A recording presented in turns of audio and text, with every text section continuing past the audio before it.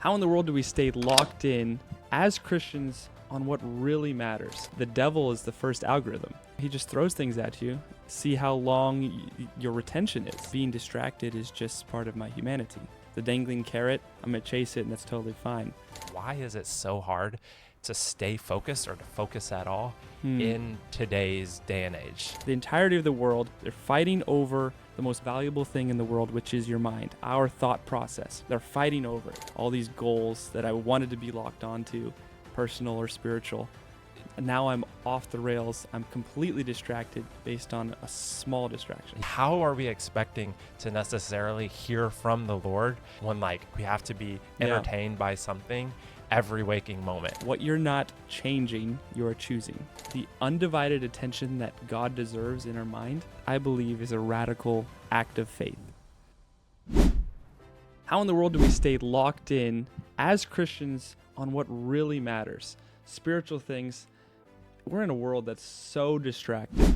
And I was many distracted things. Just leading up to this podcast. Absolutely. Here. I feel like we're swimming like a bass. There's lures just all around us, and we're getting distracted, and we're just trying to stay focused and not bite those lures. Yeah. That's what it feels like spiritually. Yeah. How do we stay focused? It's tough. I have a story for you. I saw you got the repping the Washington Nationals, our local team here. Reminded Start of the season. We got to start strong. Me of my Little League days. Okay, when I was 12 years old, my parents finally let me play in the local Little League team.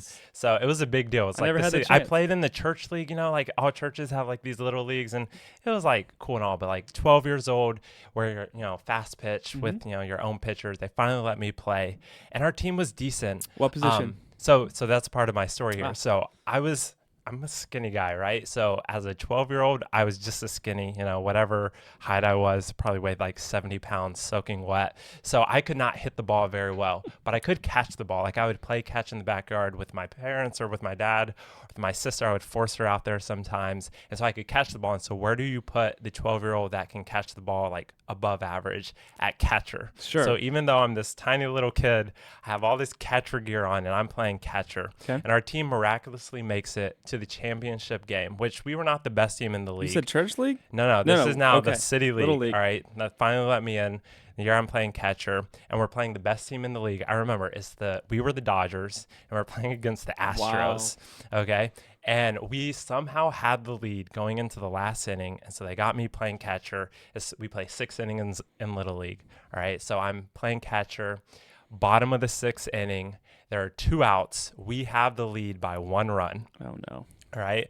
And I remember it's at night. It's this big game. You have a little bit of crowd. It's not a huge crowd, but everyone's friends and families are around watching us and hearing the roar of the crowd. I'm also getting a little excited, but also a little nervous we could win this. And he throws a pitch at me and I just lose focus for just a little bit. And it's not a bad pitch, but it just hits the inside or rather the outside of my glove and kind of trickles away from me as catcher. And there's a man on 2nd and 3rd, and the guy at 3rd bolts home, all right? And I, if you ever have wore catcher's gear, when the ball, you can't see the ball when it's not in your glove. So, there's this whole instant moment of, kind of being all over the place, chaos.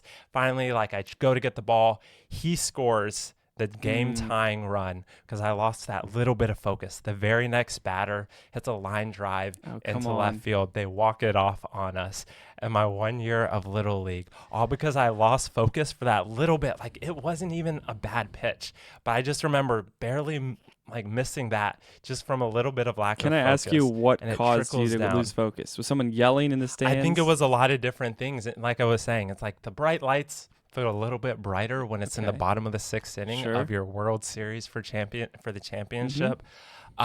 The crowd being behind you, honestly, the catcher's gear and just your vision and stuff kind of not being able to see well. And so those little bits of distractions. And then I think thinking about this could be the last pitch. This could be, it. Close it out right here. And then you just lose focus of what your actual job is in that moment, which is just to catch the ball. And so I just remember being They didn't invite devastated. you back for the next season, huh? No, I think Little League kind of ends at 12. Then it becomes a different league. And by that point, it just kind of grew out of that. But yes, that still haunts me clearly to this day. I think it's relevant in Yeah. terms of kind of today because we have all these things, like you said, that can distract us. And it's not just, we said spiritually, like there are so many distractions, but even personally, like we've all been there where, Mm-hmm. all right, I got to study for this test, Mm-hmm. right? I got this test tomorrow and I cannot focus on the paper or the study guide or whatever that is sitting in front of me because, I have all these other distractions or my phone or other things. So why is it, I guess maybe a good question to start is, why is it so hard to stay focused or to focus at all Hmm. in today's day and age, especially for young I people? I want to say it's different our generation because that seems like the easy thing to say. It's Yeah. just much more difficult. Maybe that's the case. I probably if you open your phone, you know, previous generations didn't have exact curated algorithms for you Yeah. personally, Pulling you. pulling you in. But at the same time, there's always been distractions, and people have throughout the generations, throughout the centuries, have to make a purposeful decision. I'm going to focus on this thing. I'm going to lead my life in the next few minutes here, and then I'm going to lead my life in the next year, 10 years in this direction. It's always a purposeful thing. And so maybe it's this generation, maybe it's throughout all of time. I think both of those are true. So there's two ways this conversation can go. One is, like you said, your personal things I want to accomplish in this life. You got to make money. You got to maybe build a family. You want to create something that outlives you, maybe in terms of business or church or something like that. Mm-hmm. And then there's the spiritual part of, I'm getting tempted day to day. Here's a crazy take. It's not actually that crazy, but it's so spot on. I've never heard this before. I think the first time I heard it was John Christ, the Great the theologian. great theologian and comedian. But he said the devil is the first algorithm. I was like, what in the world are you talking about? And he was saying he just throws things at you, see how long your retention is, and then hey, if you keep that up, Mm. it becomes more and more. It shows up in your algorithm. And for the people who are on social media, that makes a lot of sense. If you're not on social media and all of this, that maybe that goes right over your head. That's perfectly fine. But I'm thinking that's exactly right. If the devil were to throw, I'm trying to think of some crazy, if he would throw being addicted to smoking, Mm. at me, it's an easy no. Absolutely not. How would I fall into that temptation? But maybe random things just starting out small, and he's throwing these at me. They start out as little distractions, and then if my retention keeps up, and I keep going back to it, it starts showing up in my life a lot. It becomes a serious temptation, and it can really derail my trajectory in life. All these goals that I wanted to be locked onto, personal or spiritual, now I'm off the rails. I'm completely distracted based on a small distraction. Yeah. And I think the question then, why does the devil care? Like, why does it then Mm. matter if we get distracted by things, if we stay focused? And the devil is trying to pull our attention because God has this plan in mind for us, right? Yeah. This trajectory that he has, a calling on our life. And the more we are distracted by things from the devil or just things in society and in our world today, it pulls us away little by little. And it's not Mm-hmm. always just one big yank maybe, but he It pulls us away little takes by some little. faith though, because if you don't believe in God, you don't believe you have a purpose for this life, then being distracted is just part of my humanity. Yeah. And that's just this is what I do. Whatever is kind of shiny in front of me, the dangling carrot, I'm gonna chase it, and that's totally fine. But if you do believe in God, then you do have a purpose, and maybe some of these distractions, they're not for me, and it's a lure with a hook that's going to take me offline, and that's going to take me in a very, very bad place. I mean, yeah, you think about like if you're going into like I'm thinking like with work, right? If I'm going into a day of work and I don't really have a clear goal in mind of what I need to get accomplished today, like I don't have a clear to-do list or whatever, I'm so much more susceptible to distractions, whether it's just like being pulled into something else then or whatever the case may be.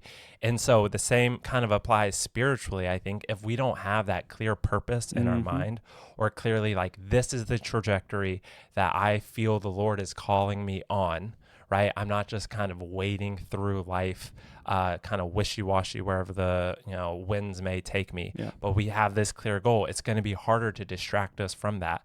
But when we don't, like we're kind of going off to whatever Yeah. we feel is So the next I best think thing. we got to answer these questions really in everything in life, but the who, what, where, when, why Love it. of this. And you talk about the purpose. So as Christians, what is my purpose?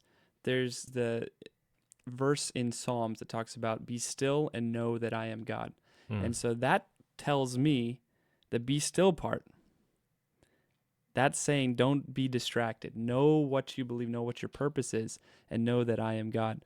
That takes a lot of effort. I think the entirety of the world now and in previous generations, they're fighting over the most valuable thing in the world, which is your mind, our thought process. They're fighting over it. And that comes through so many different means, so many different mediums. They're fighting over our mind. The undivided attention that God deserves in our mind, that I believe is a radical act of faith. That takes faith to say, I'm going to cut through all of these distractions that the world is presenting to me. The distractions might not be bad. They might be good, but they're not exactly the purpose that God has for me.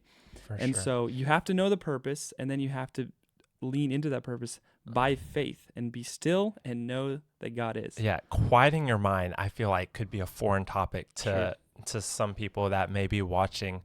Especially, I just feel like there are so many things, like everything, like with our phones and TV and just other things. I feel like culture is throwing at us is the opposite of quieting our minds. I don't know, like what's the opposite of quieting your mind? I don't know what that would be, but like that's Just a what it filled feels mind, like. yeah. We can't deal with silence, And an internal this silence. idea of silence, sometimes external silence, which is what we Sure. need.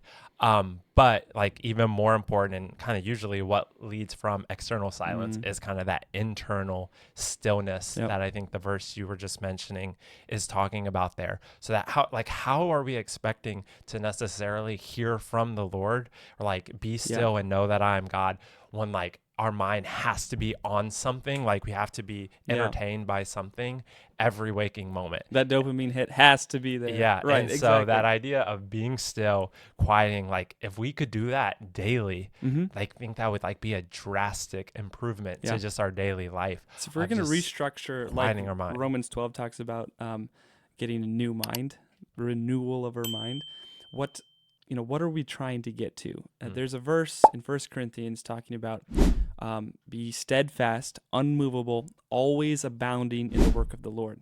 That phraseology is exactly where we should be and what we should be targeting as Christians. Yes, okay, I know that God is, and I know who God is. I'm trying to quiet my soul and focus on that. But what am I trying to get to, especially in this life? I'm trying to be steadfast. I'm trying to be unmovable. I'm trying to be that guy or that gal in my group, in my church, in my workplace that people can rely on. I'm going to show up and do my job, but also, emotionally. And what else? I can be relied upon, and I'm always abounding in the work of the Lord. And I love that word because it's not just I'm always serving, I'm doing ministry in the church, I'm always setting up in chairs and carrying chairs. I'm abounding in the work of the Lord.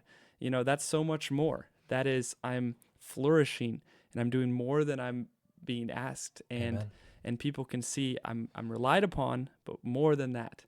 That's what we should be getting to. I mean, you think about an unreliable person is someone who is the epitome of being distracted. Like I can't count on this person because I don't know, where they're going to be when I need them, or they're just going to kind of be off doing whatever when in the moment of need. That just popped into your mind when he said that. Yeah, so don't be that unreliable person, and it starts with locking in, staying focused so that we can be reliable when called upon, whether it's for other people or, the Lord. The Lord has a calling for us. But if he can't rely on us to do his calling, what he has called on our life, it's because we're distracted or can't focus on what he has. We don't want that to be said about us. So be reliable. I just set out in always abounding in the work of the Lord. That's the goal. That's the purpose that we should be striving for as Christians. And I think it's important on the other track that we talked about, the personal goals that you have. These could be really good, and we can't really sit here and enumerate them for everyone. But I'd encourage you to sit down without distractions, write those out. Where do I want to see myself in a year, in 5 years, 10 years, all of that. All these coaches would tell you to do that. But then you have a goal, a personal goal that you can strive for. And then we're answering these questions. I always want to answer these questions. Yeah. We got the who, we got the why, or the what, excuse me, the where and when. And this is, when it comes to spiritually seeking God, this is important. Jesus talked about going into your closet and praying, and actually going into your closet and shutting the door and praying. And I don't really understand the term closet in the Bible. Maybe it's an actual closed closet, but neither here nor there. It's a secluded place where no one can see you, and you can't see anyone really. And maybe you can't hear anyone, and it's the seclusion, the stillness of yes, of your. I remember when I was yeah. younger, I had this tiny little closet, and whenever I would read this, I read it as a clothes closet, like for your clothes, and I'm like, I can't like fit in. suits I would everywhere. have to stand up exactly. and like be whatever. But no, I think this idea of finding somewhere that is quiet, that is still, that you can hear yourself think. Yeah. So sometimes I mean like without the earbuds, or something like that, seriously. something where you can really focus on what you are thinking about, what the Lord is speaking to you about. We have good, examples throughout the Bible. If we just take Jesus, I mean, he is God, and yet he goes off by himself. That's the term used in the Bible often. He goes off by himself and prays, oftentimes for hours, just by himself, in the mountain to pray alone. And that's, we could use a lot more of that. I just thought of this. I don't know if this maybe applies like a modern day closet, like your car. I know there's still some distractions, but I know oftentimes, you plug in the aux or whatever it is, the Bluetooth, and crank it up. And like nothing's necessarily wrong with that, but sometimes that's like a great time to focus up your thoughts and to pray. Is, I have this 30-minute drive in front of me, whatever the case may be. Like, let me use this to pray and to speak to the Lord. I can shut out all distractions, minus the guy cutting me off on the highway. But otherwise, the quietness there. Maybe that's an idea. If you talk about worship, I mean, there's the prayer part, there's the meditation part. You could sing, and it's actually really good audio in there. You know, go. It's always the best. That and the sing, shower, the two best spots for audio for singing. So just being alone by yourself, just like Jesus did, and seeking God. There's this phrase. What you're not changing, you are choosing. Let me say it again. What you're not changing, you are choosing. A lot of people, including me, talk about, my screen time is a little high, whatever. I find myself being distracted for long periods of time on this section or that section. If I'm not changing it, actively changing it, I'm choosing to be distracted. And at that point, it can become something that sticks with us as a habit for a very long time of our life. And this is where you talk to people who are maybe a little bit older, a little bit further ahead in life, and you say, do you have any regrets? And they'll point to those points in their life. They're like, I had a clear goal, and I was distracted by this, that, or the other, and I thought it was just something that was just minor, and it was fine. I was just having a good time. But it turns out that was the most valuable time that I had, and I wasted it away, and I never was able to accomplish that goal that I had. Don't be that person. Yeah. I'm talking to myself here. I don't want to be that person. I don't want to have that regret in 10 years of I was too distracted to accomplish that goal. You know, so what you're not changing, you're choosing. So don't choose to be distracted. Yeah, no excuses then. Like we don't have that excuse in terms of, we're choosing whatever, we are saying, quote unquote, is causing us to, not be able to accomplish whatever it is. So don't let that be an excuse. Kind of push through that wall of whatever excuse we have and accomplish what we set out to accomplish. There's the question of why. We get the who, what, where, when, why. If you look at when Jesus visited Bethany, I think is the name of the town, and there's Martha, there's Mary, there's Lazarus, and there's a big group of people coming to the house. Here's Martha. She's kind of the leader of the household a little bit. She's thinking about everything, table setting, food, drink, all of it. Let's sweep the floor. What are you doing, Mary? And Jesus directly addresses this. And it's very interesting because I would look at that scenario and say, she's not being distracted. She's doing the main thing, That's a very good thing. Be prepared for the guests. This is the Son of God anyways. Like, get the house ready, get the food ready. And Mary is actually just talking to Jesus, having a relationship, talking about, who knows what, questions about life, maybe philosophical questions. Jesus says, Martha, thou art careful and troubled about many things, but one thing is needful. And this is the why here. Mm-hmm. And Mary has chosen that good part, which shall not be taken away from her. And that's exactly what we want in life, is something that outlives us, something that won't be taken away from us. And that one thing is a relationship with the creator of the universe, which happened to be in Martha's home at the time. And Martha was distracted, scurrying about, worrying about good things that ultimately were a distraction from the one perfect thing. The best thing. The best thing. Yeah. Man, that's so powerful. It really makes me kind of rethink kind of certain orders within my life. Sure. It's like, are these just good things that are distracting me from, the great things or better things? Yeah. And like, where do I need to readjust? I have this quote from another great theologian, Bruce Lee. Oh boy. No, he said, "The successful warrior is an average man with laser-like focus." And so this idea of, we want to accomplish these great things, and oftentimes in our mind we just come up with excuses as to why, and sometimes it's maybe distractions, sometimes it's other things.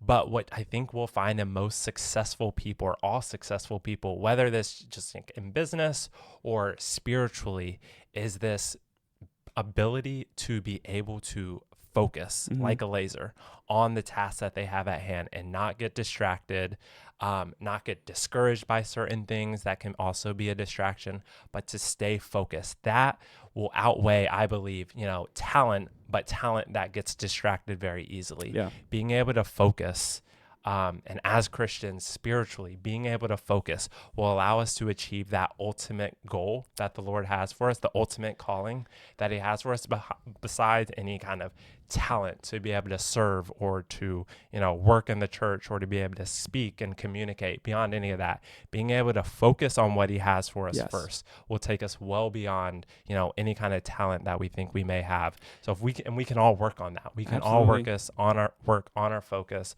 on our kind of not being distracted. I feel this, and maybe you feel it as well too, but when you're not actively doing something, do you ever feel guilty? Yeah, like today was a rough day. I wasn't productive. Like, being productive can mean a lot of different things, but sometimes the most productive times is where you get away, you set aside, maybe it's every day, or maybe it's, once a year or whatever it is, and you set aside that time and say, I'm focusing on what are my goals, what's important here. And so we need to choose what matters, and what matters most is communing with Jesus. I think making time with God needs to be a non-negotiable in our life. And so if you are a Christian, that should be number one priority for you, above so many important good things in your life that you will focus on later in the day. But making it non-negotiable, even if it's 10 minutes, I'm in my car, I'm, go into my physical coat closet, whatever it is, and just make that time non-negotiable in your life, and it'll change the way you live your life and see your priorities. Yeah. Colossians 3:2, and I may be paraphrasing a little bit, but it says, set your minds on things above, not on earthly things. So yes, we all have these goals of earthly, maybe like earning more money or, graduating school or whatever the case may be. But our ultimate goal and our ultimate focus, our non-negotiable, as you said, should be on things higher than just earthly things, on things above, our relationship with the Lord and our communication with him. So if we focus on that first and foremost, I think, and what I've kind of experienced in my life is a lot of other things start to become easier to focus on. I am not distracted, and I'm not saying you're not distracted, but if we can get that relationship more shored up, more distractions, I think you'll be surprised. We'll kind of start falling by the wayside. Our phone, our social media won't be as much of a pull once we've kind of spent that morning reading our Bible and praying, or other things. We won't be gravitated, that's a word, to these other things as much when we can shore that up. Realigning your priorities every single day, ideally at the beginning of the day. And make it as easy as possible for you to do the right thing.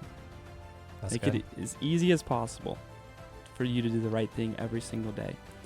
I hope you're encouraged. I know I'm encouraged, and I've got some thought-provoking things Amen. to work on even this week. We'll tune in next time on The Night Shift.